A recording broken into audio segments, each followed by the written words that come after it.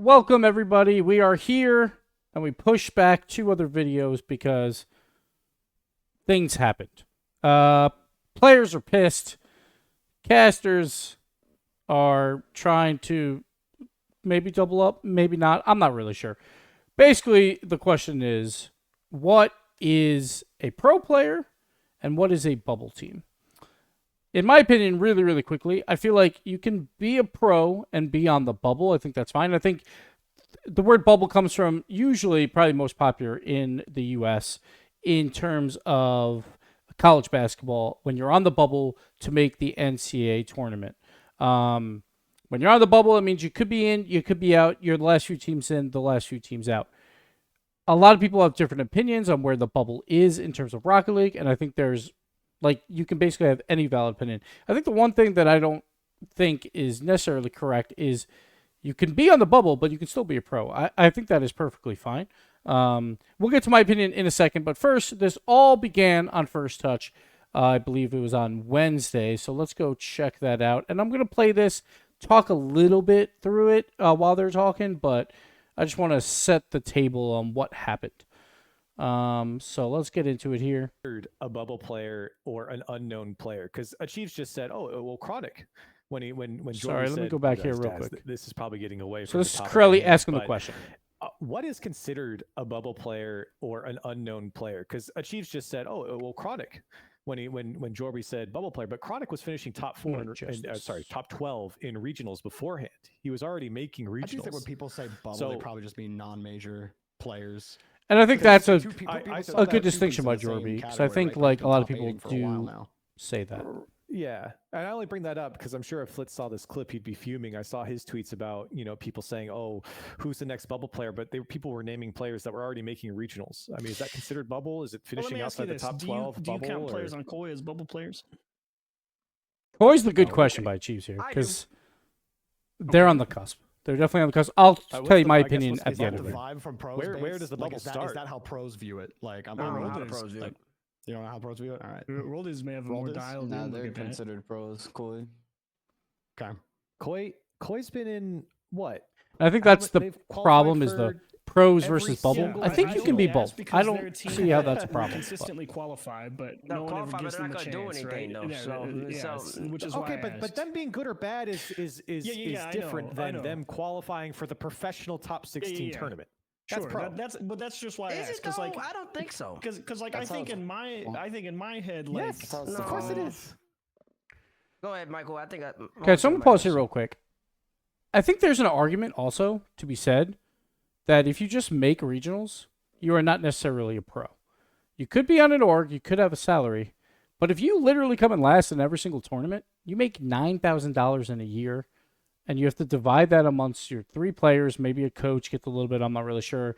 Maybe the org gets a little bit. Is that considered pro? I just want to put that question out there. Well, it's like I in my head, I think before you actually talked it out, I was like, yeah, I'd label Koi players as bubble players, and my brain was telling me I put them as bubble because they're on teams that never have a realistic chance of achieving any significant long-term success, i.e. consistently making top 8s, make top 4s, or even, sniff winning, right? Exactly. And then you explained it. It's like, well, they consistently qualify for regions. It's like, yeah, okay, yeah. I think it's hard because you could say on the bubble for a major. There's a reason that teams that finish, like the Kansas City Royals, for decades, were the bottom of the MLB. Baseball. They're the bottom of the league for decades. The Chiefs always going to bring up baseball, just like Bates going to bring up basketball. Professional players. They are professional players. Don't say that the Kansas City Royals for 30 years were not professional players. They were. They're just not on a good team. So that I think was incorrect of me to say that Koi is bubble players. Real quick, now here's another question. Obviously, Koi and NA players get paid more in general. So you can't always say oh, they only make $9,000 in a year in terms of RLCS price. Well, I have to sneeze. It's coming at some point. You could say, well, they're still pro because they have an org, right? But then what about those EU teams, right? That maybe finish top 12 every time, and they just don't get orgs because they're in Europe. Are they considered pros? And I think that's where the line starts getting weird about pro versus bubble, or just pros in general. Because I still think you can be a bubble team and be pro, but that's just me. and here's how I'll address, and I think this is how a lot of players should start addressing. Just because you get, by the technical definition, you get paid to play a video game on a salary or whatever. So yes, you're a professional.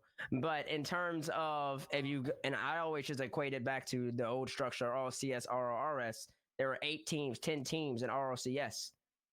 And there were 8 teams in RRS. RRS players could have been getting played. You could have a fly quest or something. I wouldn't consider those players pro at the same level as a Garrett or someone on those type of lines. And I think that's the distinction that needs to be made. I was still that's different though. No, it's that's the same though. because barely making a regional, because there's 16 teams in a regional. So making a regional and then getting bounced immediately, it's not a feat. Well, somebody has to lose. Trust me, and there's people who are losing, and it's consistent. And it's genuinely consistent who's losing, and it's genuinely consistent who's winning. I think Bates brings up a good point in terms of, like, it just depends where you think the bubble is. And I think the problem with this conversation has always been pro versus bubble. Like, they're two different things. I don't think that's the case. I've said that a couple times already. But the bubble, honestly, there are times when I'll talk about a team and I consider them bubble because I'm just so used to, like, oh, they're in the bubble to make major, right? Like, you're on the bubble to qualify top 5 in NA. And I think that, that's a bubble. There's a bubble for regional play as well. There's a bubble to be for a world championship and all that, because that's where the bubble term comes from. But I think it's just weird to make it pro or bubble. You can't be both. That's just weird to me. So yeah, it's just those players. That's where the distinction, because the pros are making it. The pro pros, guys. Now there's another category. Pro pros. The good ones. The good ones. The good players. The players who are pro and the players who are pro but are actually on the cusp of being a bubble. You can be a bad pro. You can be a bad pro. They exist. Yeah. Or you can be a bubble player who's getting paid like a pro. Well, yeah, but right. But in our I think you could be a bad pro is a better way to put it. Bubble players. I would consider them bubble players. They're paid to play, and they've consistently. That is disrespectful. I think Koi's a difficult one because they always make it regional. I can't say gyro. But I'll talk about them in a bit. Long-time professional man has been competing. That is disrespectful to Koi. Like, he is absolutely. I don't think it's that disrespectful to Koi. Let's not get ahead of ourselves, Curly, but we'll continue. A professional, and Koi make every regional. They make every regional. Yeah. Like, if you were making one regional every 6 of them, then I might start calling you a bubble player. And making every regional is what we're doing to is the metric to determine who's a pro. Then I see why so many people are getting overpaid, because that is not good enough. That is simply not good enough to be considered a pro. Wait, what? No way, that's not the topic. We're just where's the line? Where's the line? You got to at least win. I'm not win. Not you have the win. You have the win. Top 8? You got I would say about top 8. You got to get more consistent. You got to be a top 8. Version 1's not pros then. They win 12. That's Pulling out the V1 card. I love it. Also, NRG wouldn't have been pro. NRG wouldn't have been pro. Daniel and Beast Mode and them are on average have way higher placements than 9 and 12. That is that you tried to take that from me. Okay, no. Okay, but NRG wouldn't be NRG finished. They finished top 12, 6 out of 9 regionals. NRG has had a player on the team who's not a pro no more, and now he's not on the team anymore. So I think NRG. Who are you talking about? What? Squishy was not pro level. He was bubble. All right, let's go from there. T-Bait saying Squishy is bubble level. Let me see if I can get out of this.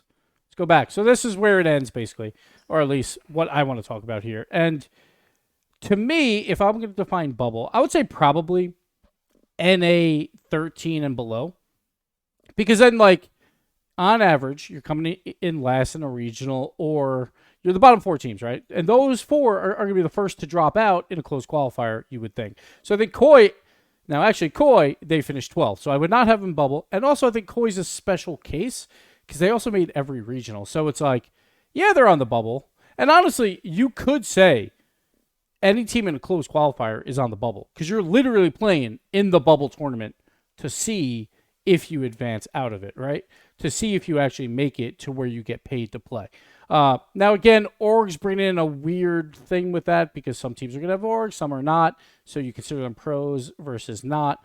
But Koi, I think, even if they were 13th, I would probably still be Koi's not a bubble team because they've made every regional.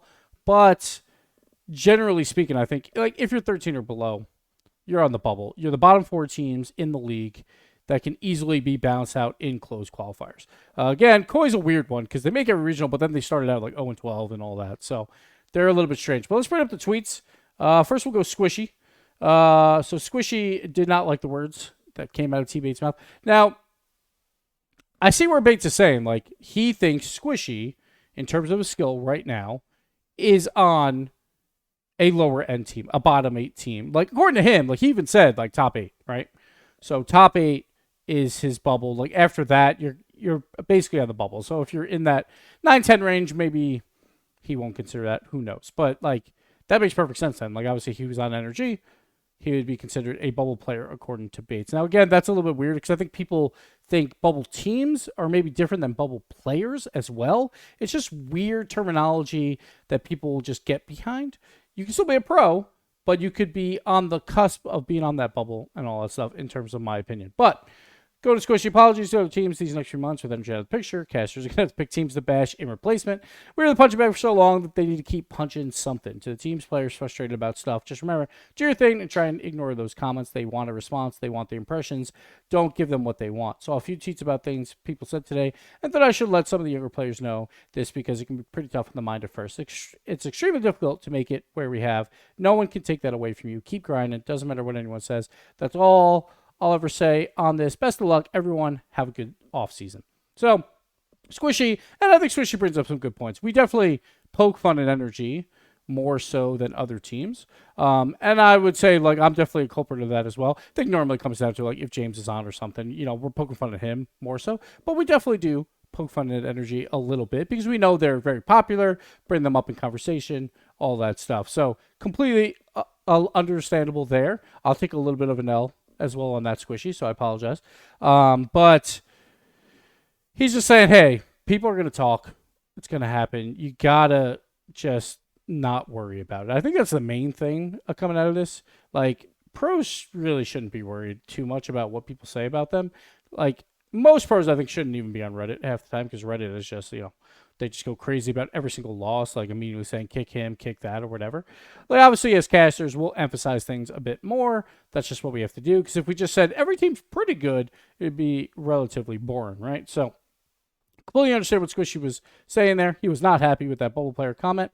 But I can see where T-Bates is coming from in terms of his terminology. Moving on, we'll go over to Sosa now. Sosa, not happy about the Koi slander at all.